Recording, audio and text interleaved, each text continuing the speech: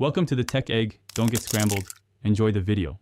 You start by preparing essentials: your device unlocked and a working PIN, plus a USB cable and a PC with ADB installed. Connect and allow debugging if prompt appears. If not, boot into recovery or enable ADB over network from settings if available. Once done, run a DB devices to confirm the connection. This proves the phone responds. Make sure to note the Android build fingerprint and vendor. Those details guide the next steps and prevent mismatched commands. Now you perform the enabling actions.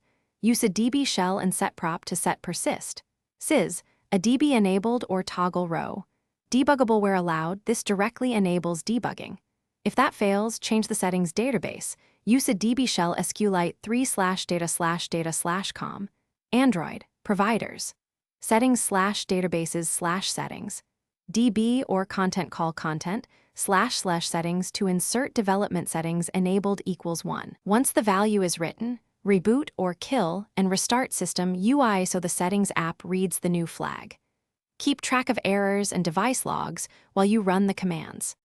Finish by opening settings and scrolling to system or about. You should now see developer options. Enable USB debugging and test with a DB devices. If the menu is still missing, clear the settings app cache, reboot, and reapply the database or set prop changes with root or proper shell permissions. If nothing works, check Logcat for permission denials, SC Linux denials, or vendor blockers.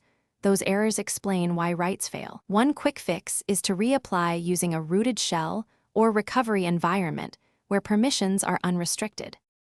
Thanks for watching. Consider subscribing if I helped unscramble your problems.